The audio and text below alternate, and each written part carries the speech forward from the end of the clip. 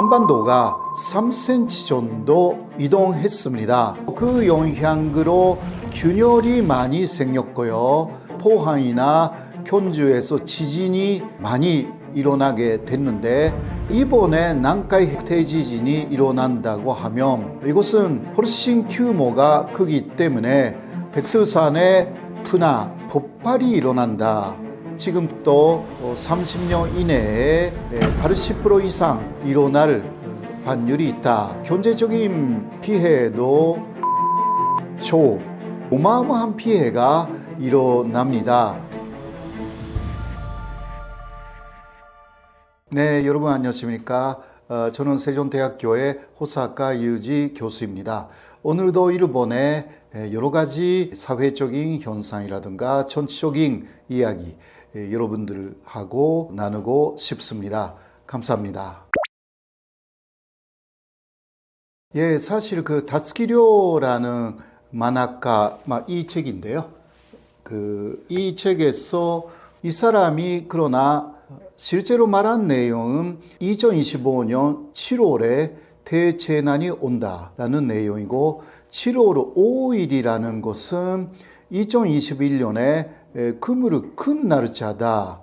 이런 식으로 책에서도 되어 있기는 해요. 그래서 이번에 이야기를 한 부분은 반드시 7월 5일이라는 이야기는 아니다. 이런 식으로 하여서, 그러나 7월에 온다. 지진이라든가 뭔가 재난이 온다. 거기에 대해서는 더 부정하지 않았거든요. 이러한 상황이라고 생각하시면 됩니다. 그런데요, 이 책의 후기를 보면 자신이 그물을 큰 날짜가 7월 5일이기 때문에 그 날짜에 올 수 있다라는 말이 있기는 합니다. 그런 면에서는 작가가 약간 말을 왔다 갔다 하고 있다라고 해도 이상하지 않은 내용들이 있기는 합니다. 네, 일본에서는요, 사실 다츠키료가 폭발이 일어난다라고 한 지점은 일본 규슈 남쪽에 있는 바다입니다. 필리핀해에 있는 바다에서 폭발이 일어나가지고 그것이 큰 재난으로 이어지는 것인데요. 그렇게 규슈에서 멀리 떨어져 있지는 않지만, 그러나 지금 규슈 남쪽에 있는 도카라 군도라는 작은 섬들이 있는데요. 거기서는 계속 지진이 일어나고 있습니다. 이거는 굉장히 이상한 현상이고요. 그래서 7월 5일을 중심으로 현재까지만 해도 거의 2,000번에 가까운 진도 1에서 진도 5, 6까지 이르는 지진이 도카라 군도에서 매일같이 일어나기 때문에 이제 그 군도 안에 있는 여러 섬에서 굉장히 많은 사람들이 육지로 이동했습니다. 그리고 또 규슈에 있는 2개 정도의 화산이 바로바로하게 활동을 하기 시작했습니다. 신모에다케라는 화산이 7월 5일을 중심으로 해서 갑자기 폭발하기 시작했고요. 그리고 또 조금 위에 있는 사쿠라지마는 현재까지만 해도 1년에 거의 400번 이상 분화하고 있습니다. 이런 것이 규슈에서 일어나고 있고, 또 멀리 떨어진 홋카이도에서도 지진이 최근에 또 일어나기도 하고요. 도쿄에서도 지진이 일어났습니다. 일본 열도 전체가 마치 활동기에 들어가 있는 것처럼 느끼기 때문에 사람들은 상당히 불안하게 느끼는 그런 그 현상들이 이어지고 있다라고 할 수가 있죠. 7월 5일에 대재난이 온다라는 것은 하나의 해프닝이었다고 생각하는데, 그러나南海해곡 대지진의 이야기도 있기 때문에 이것은 지금부터 30년 이내에 80% 이상 일어날 확률이 있다라고 알려져 있어가지고요.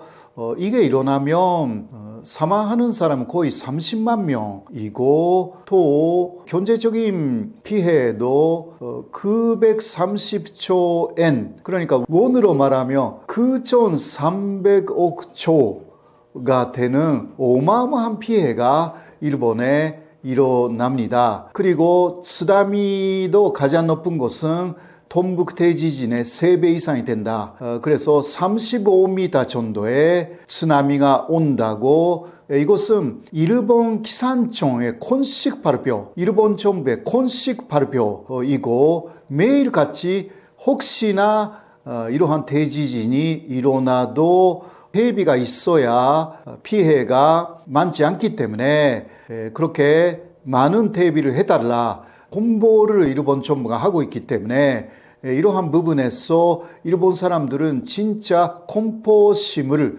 느낄 만한 내용이, 이 예언이 본질이 아닙니다. 사실은 난카이 해곡 대지진, 이것이 일본 정부가 공식화했기 때문에 그 걱정을 증폭시키고 있다, 그렇게 할 수가 있죠.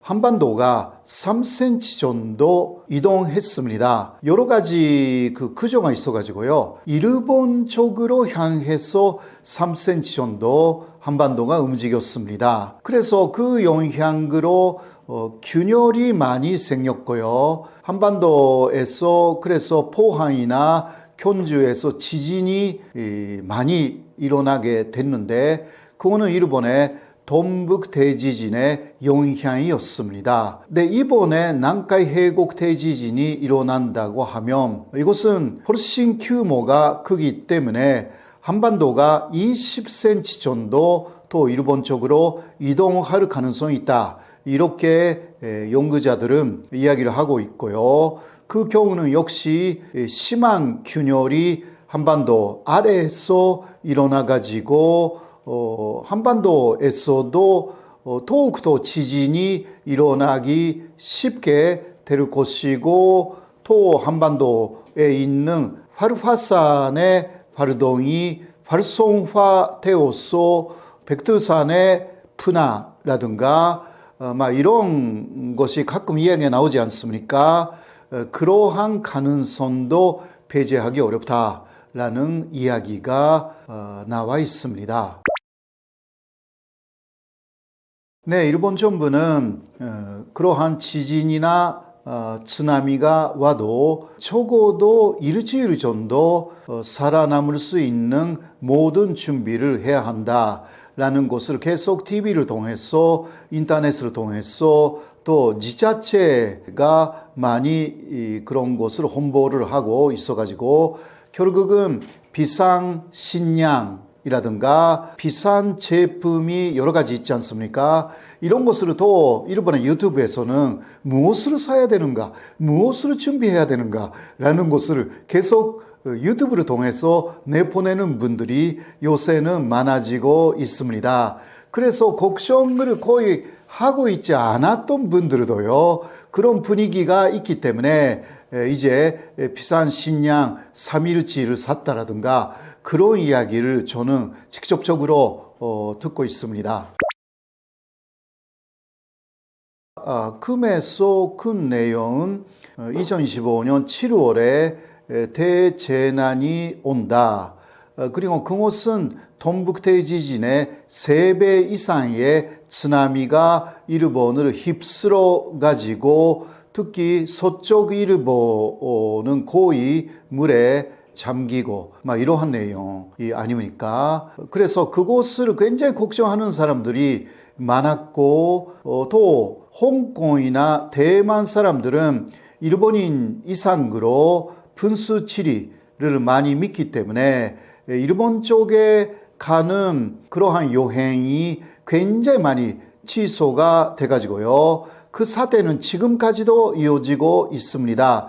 그래서 일본 정부가 주장하는 것은 이 만화의 영향으로, 저는 만화뿐만이 아니라 난카이 해곡 대지진의 그러한 그 영향도 있다라고 생각하지만 아무래도 5,600억 엔 그러니까 5조 6천억 원 정도의 손해가 났다. 이런 식으로 일본의 특히 여행업체가 더 핫소용을 하고 있어가지고요. 그러한 소동까지 일어났고 이어지고 있습니다. 그래서 그 홍콩이나 대만 쪽에서 일본으로 가는 그 비행기, 한국도 마찬가지라고 하는데요. 굉장히 지금 싸졌대요.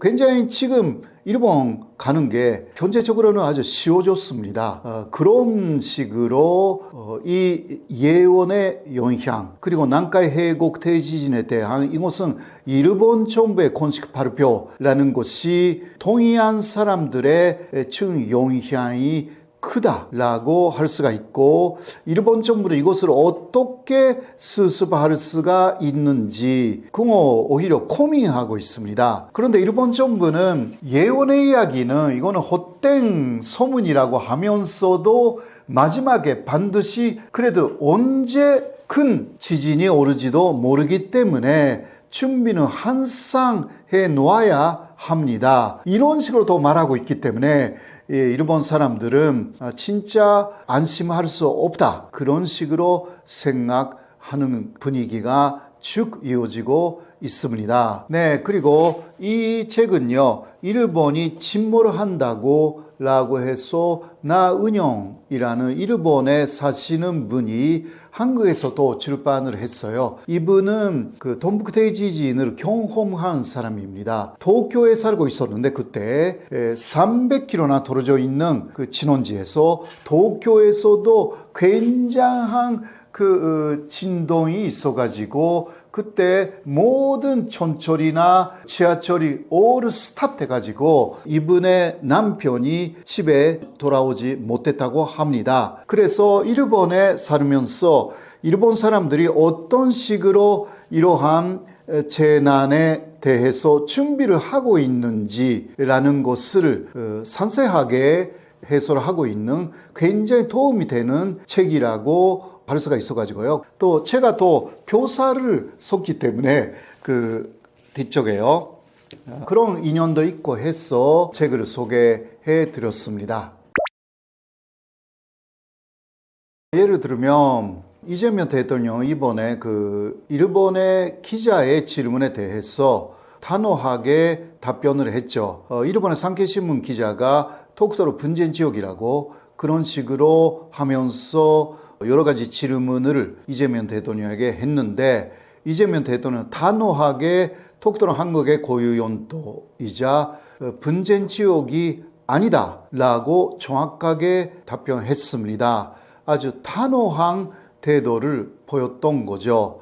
여기에 대해서 윤석열 대통령도 일단 독도를 마지막은 지킨다라는 입장을 보이기는 했습니다만은 그러나 그 바로 아래에 있는 국방부에서는 독도를 분쟁 지역으로 또 그것을 상세하게 정확하게 쓴 군인들에 대한 교육 자료까지 2만 부나 만들었습니다. 그것을 뒤늦게 알았는지 보고를 전혀 받지 않았는지 잘 모르겠습니다만은 윤석열 대통령은 있을 수 없는 일이 일어났다라고 하여서 회수하기도 했어요. 그러나 또 한 가지는 일본의 순시선이 독도 12해리, 이거는 한국이 지배하는 그 독도의 영해죠. 거기에 들어왔어요. 그런 사건이 있었습니다. 그러나 그것을 거의 비밀리에 마무리했습니다. 이러한 부분은 문제가 있는 부분이고요. 그럴 경우는 일본에 아주 단호하게 항의를 해야 되는 거죠. 그런 것을 거의 일체 윤석열 정부에서는 하지 않았습니다. 이것은 사실상 독도가 분쟁 지역이라고 인정하는 셈이었고 또 잘못하면 일본 쪽의 주장에 넘어가거나 혹은 일부러 그런 식으로 넘어가는 그러한 계획까지 세우고 있었던 것이 아닌가, 이런 식으로 사람들은 보고 있는 것입니다. 먼저 그 독도는 한국 영토라고 거의 대부분의 국가는 그렇게 알고 있습니다. 그런 것을 뒤집으려고 일본은 독도는 분쟁 지역이다. 분쟁 지역이라는 것은 한국의 영토라는 것이 확실치 않고 원래 일본 것이었는데 한국이 독도를 불법적으로 점거하고 있다. 그러니까 원래 일본 것이니까 돌려받아야 된다. 이게 일본의 주장이죠. 자, 그런데 그러한 일본의 주장이 아주 세계적으로 통하고 있다라고 보기는 어렵습니다. 먼저 미국의 입장을 간단하게 말씀드리면요. 그러한 일본 쪽의 주장을 동맹국이니까 일본하고 미국은요. 가끔 듣기는 해요. 그러나 마지막 결론은 그렇게 분쟁 지역화 하지 말아라 라는 식으로 뒤에서는 말하고 있다라는 이야기를 많이 듣습니다. 왜냐하면 그 독도가 한국의 시료 지배하에 있다. 사실 일본의 시료 지배하에 있으면서도 중국의 섬이다라고 주장하고 있는 생각열도 조도가 있는 거 아니냐. 이게 미국의 많은 학자들의 이야기를 듣고 있는 미국 정부의 기본적인 입장인데요.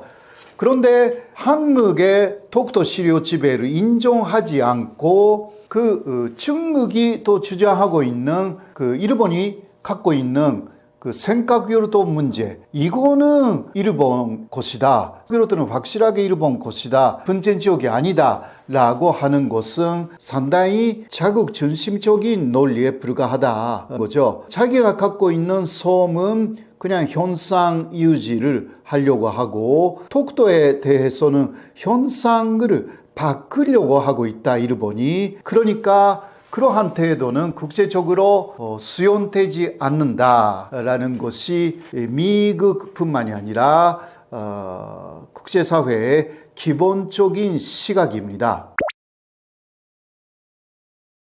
일본이 사실 1905년에 독도를 일본 영토로 편입을 시키는데요. 그 이전에 고지도라든가 일본 쪽에 있는 여러 가지 자료라든가 한국 자료도 마찬가지고요. 독도가 일본 영토가 아니다라는 내용들이 굉장히 많습니다. 그러니까 그런 것은 지금 비밀 문서화가 돼가지고 아베 신조 일본 총리 시절에 일본의 불리한 문서를 많이 비밀 문서로 했어요. 유출되지 않도록요. 그러나 우리 같은 독도 전문가들은 그 이전에 그러한 문서를 다 갖고 왔기 때문에 그 문제가 없습니다만은 일본은 1905년 이전까지는 이것은 한국의 영토다라고 사실상 잘 알고 있었습니다. 그런데 독도가 군사적인 가치가 있는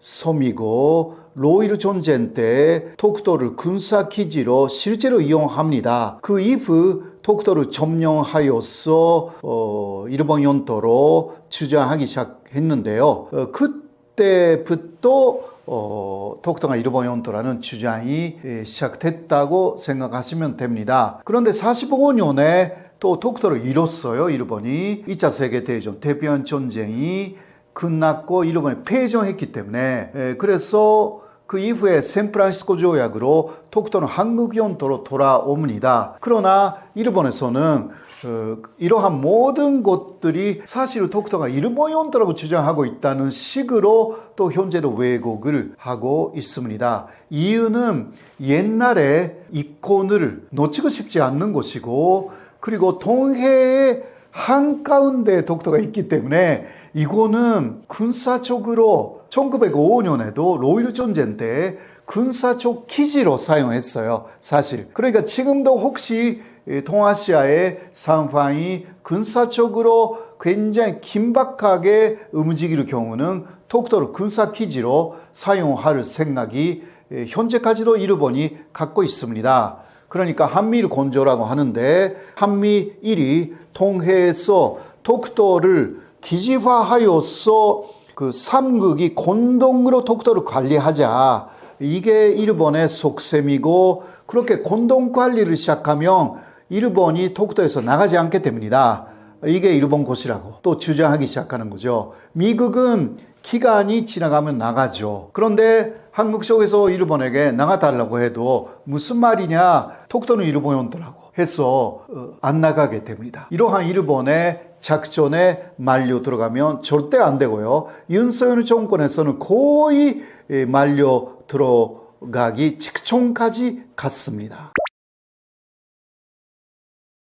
아무래도 일본이 한번 2006년이었는데요. 독도로 저들어올 것을 통보했어요. 한국에요. 그때는 노무현 정권이었습니다. 독도 12해리에 두 쪽에 일본 해상 자위대에 순시선을 보내겠다라는 것이었습니다. 12해리에 보내겠다라는 것은 그야말로 전쟁 선포하고 마찬가지였습니다.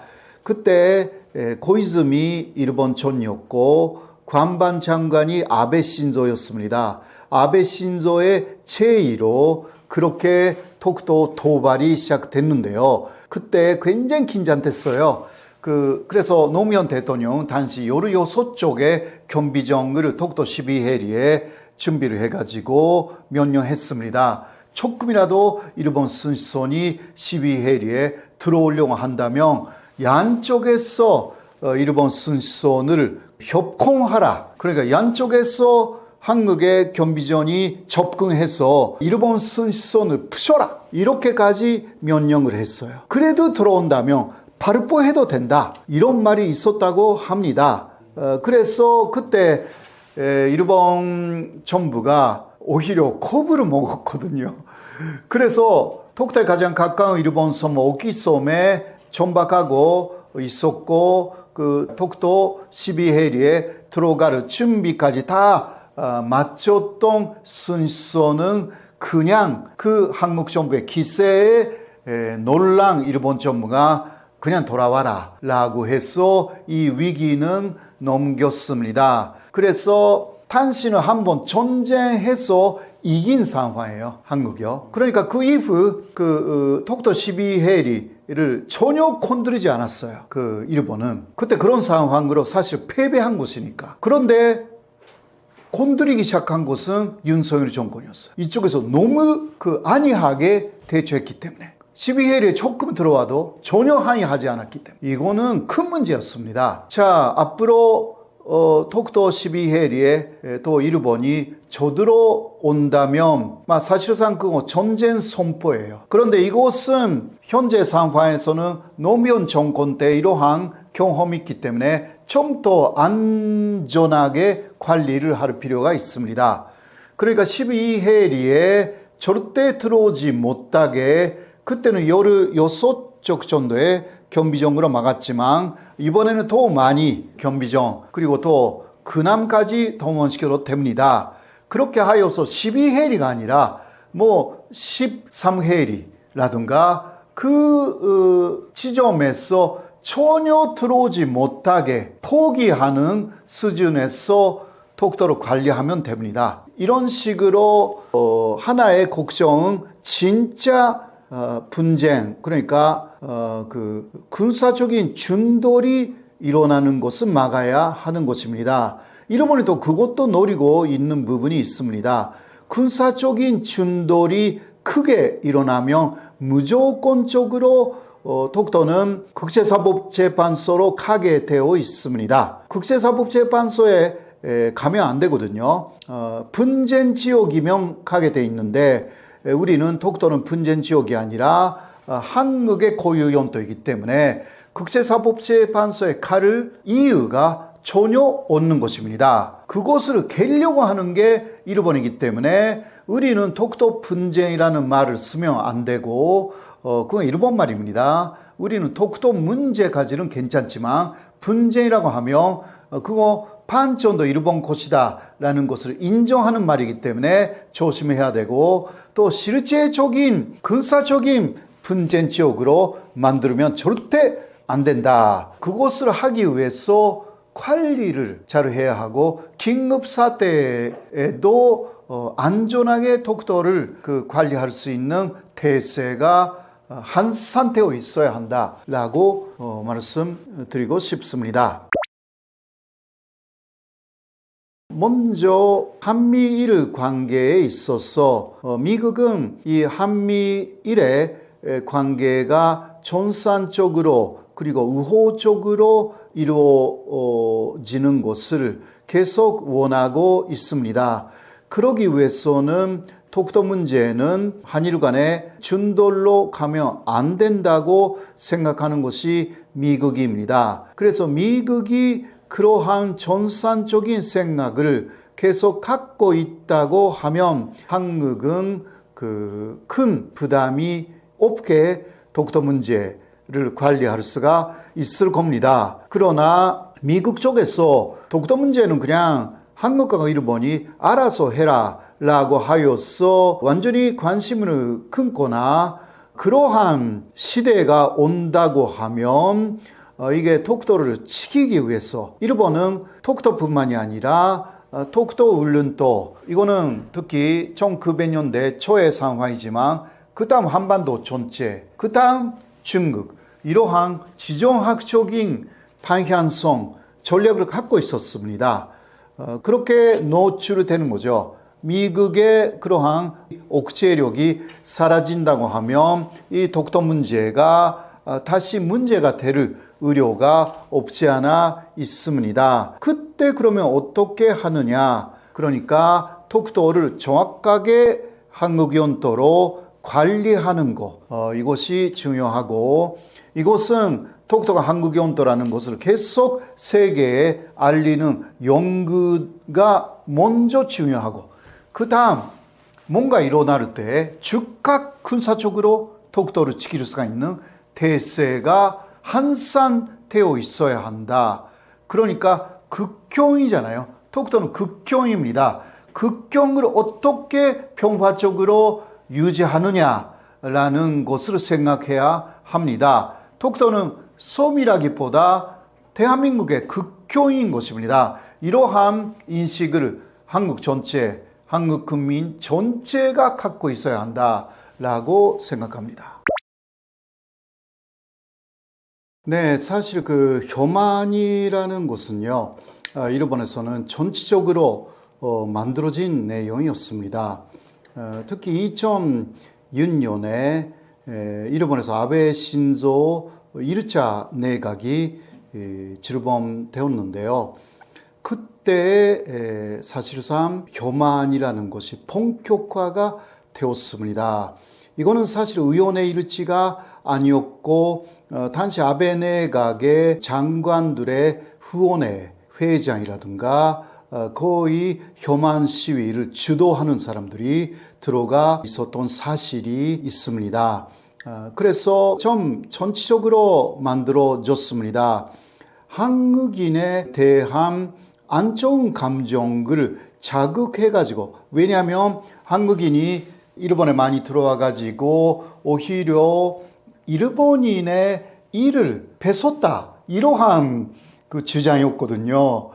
그래서 그러한 제1한국인의 특권을 허용하지 않는 모임이라든가 이런 식의 혐한 단체가 많이 만들어졌습니다. 그렇게 하여서 그 사람들이 혐한 시위라는 것을 길에 나가서 한 거죠. 한국에서는 많이 보도됐어요. 그런데 양심적인 일본인들이 이거는 안 되겠다라고 하여서 2015년 정도가 되면 가운타 혐한 시위라고 하여서 혐한 시위를 그만둬라라는 그러한 일본인들 꽤 나타나기도 했습니다. 그래서 혐한 시위하고 가운타 혐한 시위가 대치하는 그러한 장면을 또 우리는 TV에서 보기도 했는데요. 그런데 점점 이러한 내용이 사라집니다. 왜냐하면 한류 그리고 K-팝에 대한 인기가 올라갔기 때문입니다.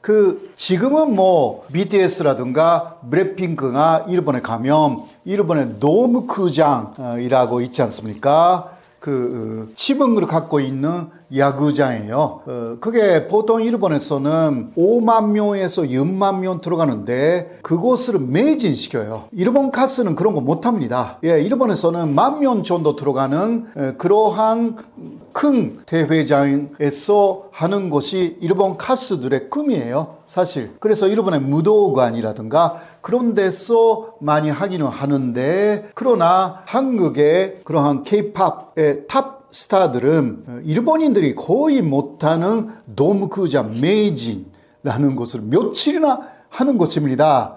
그래서 그곳을 쭉 보고 자랐던 그러한 일본의 젊은 세대, MZ 세대, 특히 Z 세대들은 거기에 많이 동경심을 가졌고 한국인에 대한 혐오적인 생각이 전혀 없는 세대가 된 것입니다. 물론 그러한 씨앗이 없었던 게 아닙니다. 쭉 쪽에서 이러한 연예계 쪽에서는 노력을 했습니다.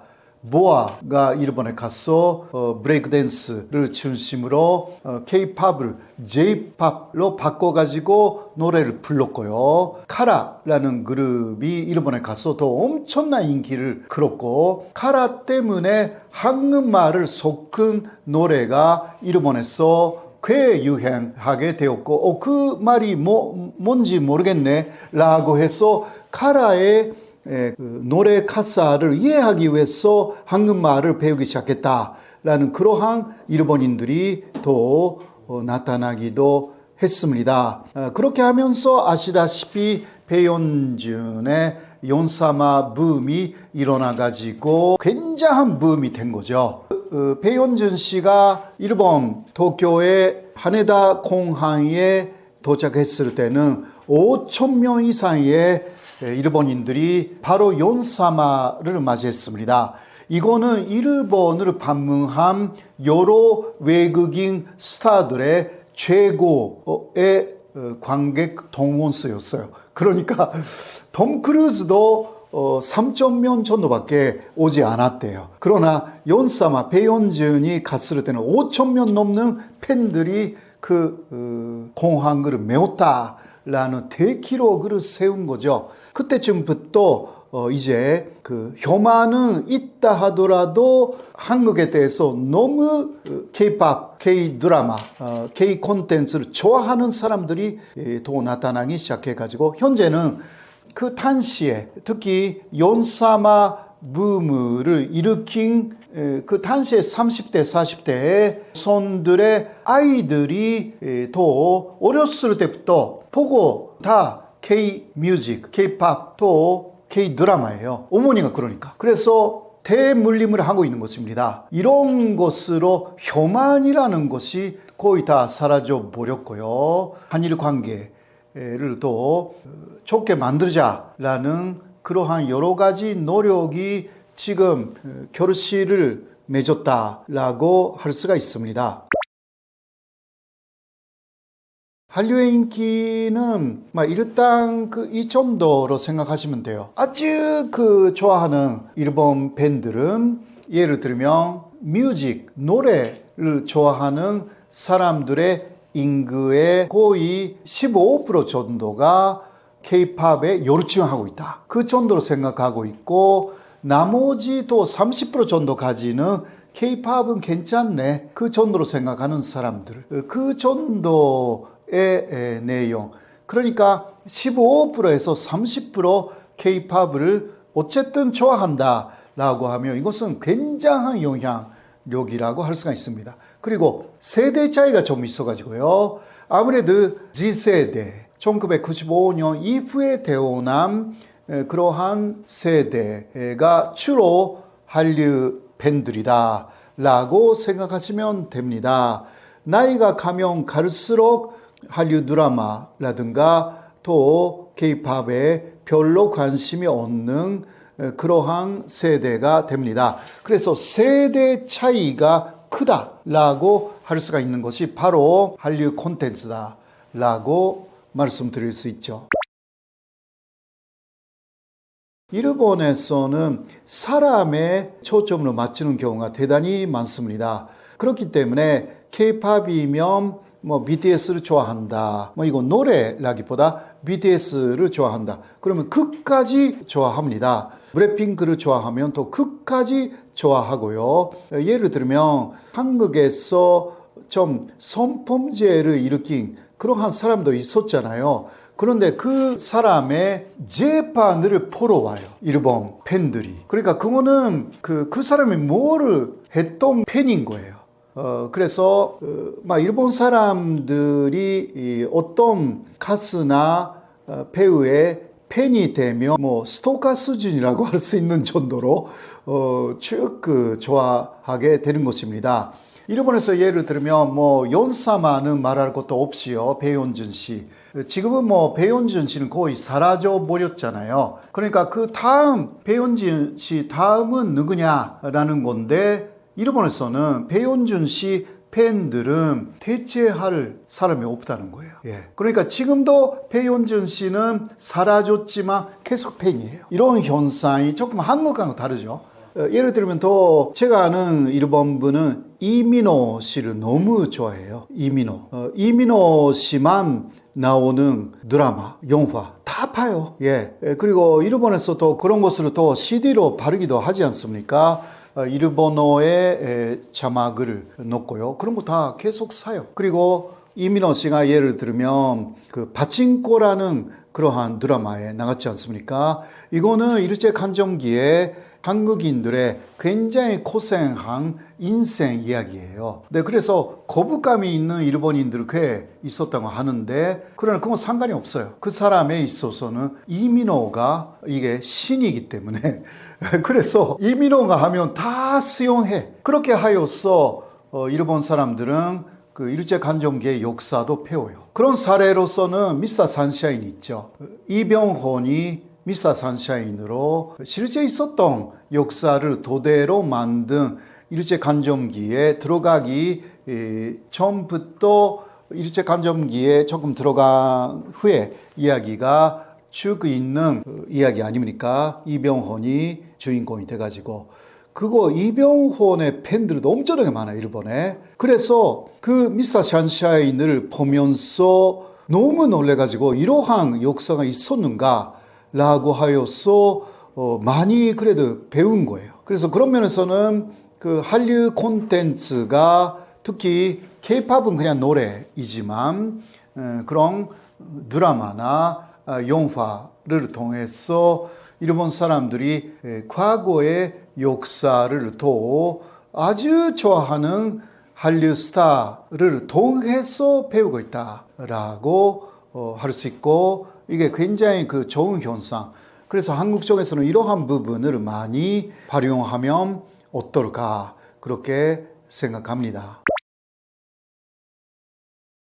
한류가 그리고 K-팝이 왜 먹혔는가라는 게 중요하죠. 그거는 일본에 있는 콘텐츠에 얻는 것이 있으니까 먹힌 것이고 또 같은 전설을 또 느끼는 거예요, 일본인들이. 왜냐하면 70% 정도는 공통점이 있다고 생각하는 거예요. 그런데 30%는 일본에 없고 굉장히 새롭고 감동적이다. 그러니까 먹힌 거예요. 그런데 요새 이런 이야기를 좀 들어요. K-팝의 인기가 지금 떨어지기 시작했다. 왜 그러냐라고 물어봤더니 요새 K-팝의 음악을 만들지 않습니까? 이거 AI가 많이 만든다고 합니다. AI 아시죠? 사람이 물론 거기에 여러 가지 손이 들어가기는 한다 하더라도 기본적으로 AI가 새로운 거 만든대요. 그러나 AI라는 것은 학습한 것으로 만드는 거잖아요. 그래서 K-팝 뮤직의 내용이 이거 음악인데 아주 비슷비슷하게 됐대요. 그렇기 때문에 새로운 창조성이라든가 못 느끼기 때문에 세계 사람들이 일본 사람들도 마찬가지고 소소히 K-팝의 인기가 떨어지고 있다고 합니다. 저는 이것은 AI를 너무 사용하면 안 된다. 왜냐하면 사람만이 창조력을 충분히 발휘해가지고 새로운 것을 하잖아요. 이거 AI는 거기까지 안 갔습니다. AI가 아주 창조력이 있는 거 아니에요. 학습에 의해서 이게 움직이는 것이기 때문에, 물론 앞으로 창조력이 있는 그런 AI가 나올지는 모르겠지만, 지금은 일을 빨리 한다. 사람이 그 10일간 하는 것을 그냥 10분 만에 만든다라든가 이런 거잖아요. 그러나 내용이 창조적인가 하면 아니거든요. 그래서 이런 부분에서 앞으로도 한류가 세계를 석권할 수 있는가라는 것은 창조력, 세계에 얻는 그러한 굉장히 빛나는 능력을 보여줄 수 있는가에 달려있는 것이고요. AI의 능력을 보여줄 필요는 전혀 없습니다. 예, 저는 그렇게 생각하고 있습니다. 예를 들면 뉴진스가 지금 발도 못하게 됐잖아요. 그런데 굉장히 아쉬운 부분은 일본에 가서 엄청난 인기를 끌었어요. 그때 뉴진스의 해니가 일본 노래를 불렀잖아요. 물론 일본 노래를 몇 곡 불렀는데, 그 일본 노래가 마츠다 세이코라는 지금 60세 넘은 지금도 아이돌인데, 그 마츠다 세이코가 1980년대 초에 데뷔했을 때 데뷔 두 번째 곡이었거든요. 이게 일본 사람들이 당시 엄청난 히트를 한 그 곡을 기억하고 있었죠. 그런데 그것을 또 새로운 분위기로, 또 옛날에 그런 향수를 다 살리면서 했기 때문에 이거 새로운 가치를 창조해낸 것이었습니다. 이런 뉴진스가 또 사실상 사라져 버려가지고요, 일본 사람들도 아쉽게 생각하고 있습니다. 이런 것을 생각할 때 뉴진스 같은 그룹가 사라지지 않도록 하는 제도적인 뭔가 보호막이 필요하지 않을까. 이거는 뭐 제가 하루 이야기는 아닌지 모르겠습니다만은, 저도 하나의 팬으로, 뭐 뉴진스 아주 좋아한다라기보다 K-팝의 팬으로 좀 말씀드리고 싶은 부분입니다.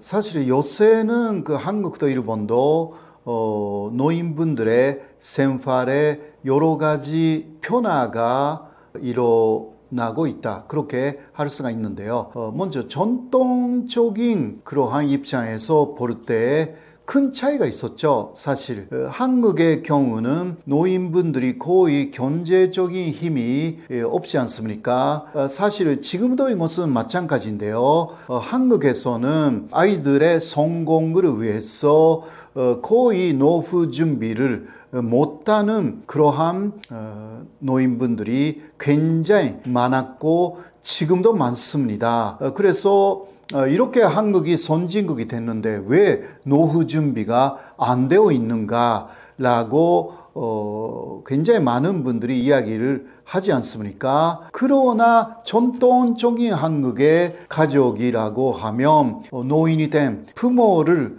그 아이들이 또 부양하는 그러한 가족의 가치관이 있었어요. 한국에서는. 이것이 지금 한국에서도 굉장히 많이 계셨죠. 자, 일본에 조금 그 눈을 돌리면, 일본은 아이들을 위해서 부모가 너무 희생하거나 그러한 문화는 옛날부터 많이 없었습니다. 일본의 부모의 책임은 아이들이 20살이 될 때까지 혹은 대학교 졸업할 때까지라고 하여서, 그 이후는 특히 경제적으로는 아이들 자체가 책임을 져야 한다라는 것이 기본적인 그 일본의 보통 가정의 가치관이었습니다.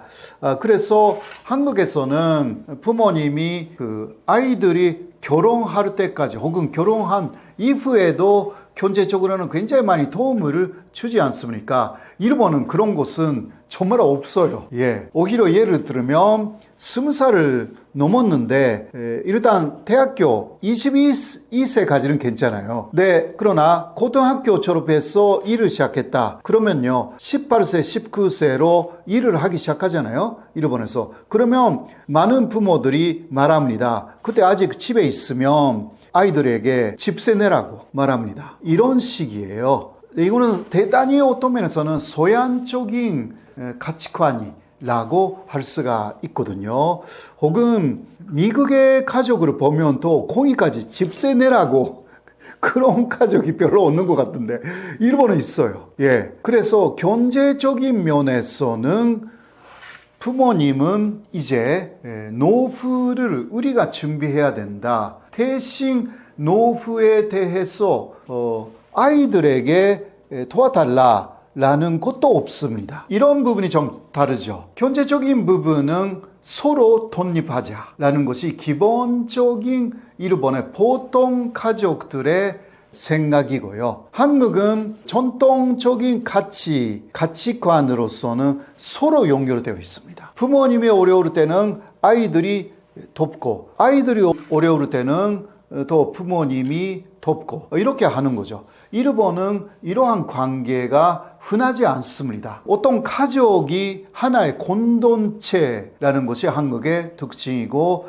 일본은 그러한 공동체는 없어요. 그래서 돈으로 친족으로 돕거나, 그리고 또 도와달라고 이야기를 하거나, 이게 없는 거예요. 큰 차이라고 할 수가 있죠. 그래서 노후에 대해서도 부모들은 노인이 되기 전에 모든 것을 생각하면서 자신들의 노후를 준비를 하지 않으면 안 되고, 그것이 상식으로 되어 있는 게 일본입니다. 한국도 그러한 생각이 요새 많이 생겼지만 그래도 지금도 아이들을 돕지 않습니까? 그러니까 여유가 없어요. 한국의 부모들은 또 노인이 되어 가는데 여유가 없습니다. 경제적으로 자신의 노후를 위한 준비를 하려고 했더니 또 어떤 돈이 아이들을 위해서 들어가게 되었다. 이러한 부분이 큰 차이라고 할 수가 있습니다.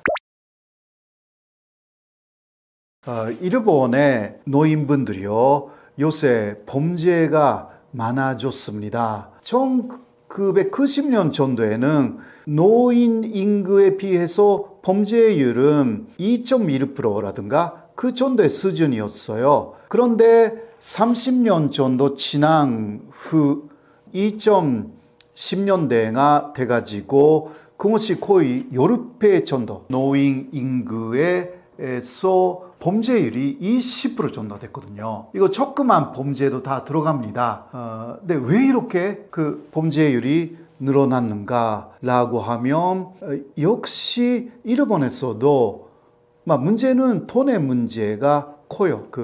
일본에서 가족에게 손을 벌릴 수가 없기 때문에, 그래서 돈이 없으면 가게 물건을 훔치거나 이게 굉장히 많다고 합니다. 노인분들이요. 그러니까 노인이라고 하면 65세 이상이라고 생각하시면 돼요. 그런데 65세 이상의 고령자가 그러한 절도범이잖아요. 절도범의 퍼센테이지가 여러 연령층에서 가장 높아요. 일본에서. 이게 문제인 거예요. 또 그 다음은 여러 가지 감정적으로 화가 나가지고 상해 문제 있잖아요. 폭력 문제. 이것도 요새 상당히 노인분들의 범죄율이 증가하고 있다. 이런 통계가 나옵니다. 이게 일본의 특징이고, 또 이런 것도 가끔 보도가 되는데요. 교도소에 들어가거나 형무소에 들어가기 위해서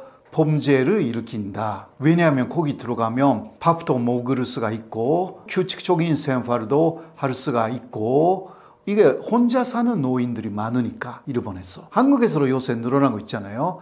그러나 일본은 훨씬 이전부터 독거 노인들이 많았어요. 그런데 혼자 살기에는 돈도 없고, 그러니까 어떤 가게 물건을 훔치면 그것도 일부러 들키게 그냥 훔치는 거예요. 그러면 잡혀가지고 X가 많으면 이게 교도소 갑니다. 며칠간이라고 해도요. 그런데 며칠간은 안에서 그냥 어떤 면에서는 편하게, 그분들이 혼자 사는 것보다 훨씬 편하게 살 수가 있다. 이런 게 있는 것입니다. 그게 일본에서의 약간 특이 현상이라고 할 수가 있고요.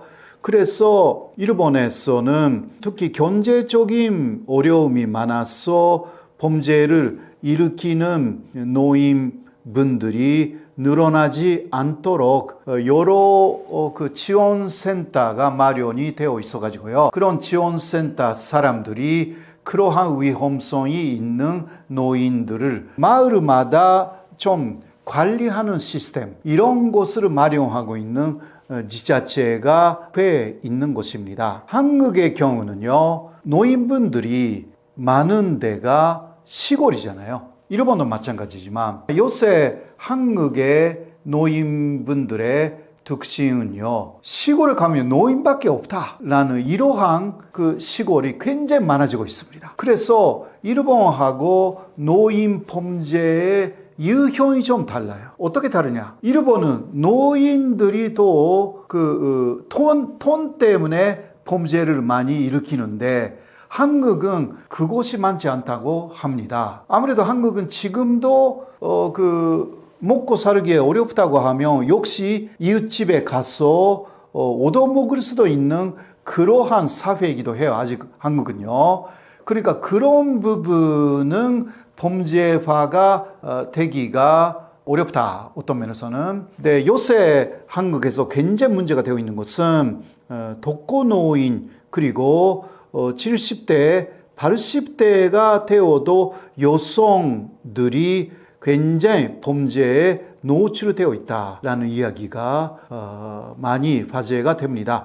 그것도 성범죄입니다. 나이가 많으신 분들인데 그러나 집에 혼자 계시니까 또 지옥에 있는 아는 노인 남성에게 성범죄를 당하는 경우가 늘어나고 있다고 합니다. 이거는 일본에서는 물론 있을 수도 있지만 거의 뉴스화가 되어 있지 않는 부분이고요. 일본은 오로지 훔치는 그러한 범죄, 한국은 좀 다른 성적인 범죄의 유형이 많이 뉴스화가 되어 있는 사실이 있습니다. 이런 부분은 사실 생명의 위험도 있기 때문에 굉장히 잘 관리를 해야 되는 내용이 아닐까. 시골에 가면 이러한治安에 관한 인프라가 한국에서는 부족한 그러한 지자체에도 꽤 있다고 합니다. 그거는 일본도 마찬가지지만요. 양쪽에서 어떤 면에서는 한일 관계에서 비슷한 부분은 이러한 부분이죠. 지방에 가면 빈집도 많고 또 집에 누군가 살고 있다고 해도 나이 많은 고령층이 살고 있다. 한국과 일본이 굉장히 비슷합니다. 이런 부분 어떻게 해결하면 되는지라는 부분은 한일 간에서 협력이 충분히 가능하다라고 저는 생각합니다. 일본 노인들을 보면서 한국의 노인분들이 또 대비해야 되는 문제가 뭐냐. 그것은요, 아무래도 일본은 경제적으로 도와주지 않는다 이거잖아요. 근데 한국도 그런 사회가 점점 되어가고 있다라는 것입니다. 그러나 특히 그거는 도시에서 현저하게 나와 있는 현상이지만 한국은 아직은 시골에 가면 서로 도와요. 여러 면에서. 네, 그런 부분은 있다 하더라도 그래도 점점 역시 일본을 닮아갈 수밖에 없는 부분은 개인주의적인 그러한 가치관이 많이 닮아갈 수가 있다는 부분인데요. 그래도 한국의 시골은 그렇게 서로 돕지 않는 사회가 되기까지는 시간이 많이 걸릴 것 같습니다. 그래도 조금씩 그러한 가능성이 있기 때문에 아무래도 일본을 보면서 도둑들의 문제잖아요. 이거는 사실 노인분들이 돈이 없어서 가게의 물건을 훔친다. 다른 집에 들어가서 뭔가 훔친다라는 것은 일본은 또 노인분들이 그렇게 하지 않아요. 가게에 들어가서 한다라는 거. 네. 이러한 부분이 또 한국에서 어떻게 나타나는지는 도시 아닌 시골에서는 아직은 그러한 시대는 또 아닌 것 같아요. 제가 또 한국의 시골에 많이 가기도 하니까 아직은 인정이 많고요. 그런 부분이 거의 발견할 수가 없는데, 일본에서는 일본 말로 만비기라고 하거든요. 그러한 가게에 있는 물건을 그냥 비밀리에 가져가는 거. 이게 그 일본 노인분들이 굉장히 많이 하는 거예요. 이렇게 되지 않을 것으로 저는 한국에서는 믿고 있습니다. 예, 여러분 오늘도 더 먹여주는 TV에서 불러주셔가지고 여러 가지 일본 쪽의 이야기, 또 한류 이야기도 할 수 있어서 아주 좋았습니다. 독도 이야기도 했고요. 예. 또 홍보해도 된다고 하니까 제 호사카 유지 TV라고 있습니다. 제가 여러 그 유튜브 채널에서도 그 이야기하고 있습니다만은 그러나 제 기본적인 채널은 호사카 유지 TV입니다. 거기 아직은 15만 명 정도밖에 없습니다. 그래서 많이 들어와 주셔가지고요. 구독, 좋아요 잘 부탁드리겠습니다. 예, 오늘도 대단히 고맙습니다. 앞으로 다시 뵐 수 있게 기대하고 있습니다. 감사합니다.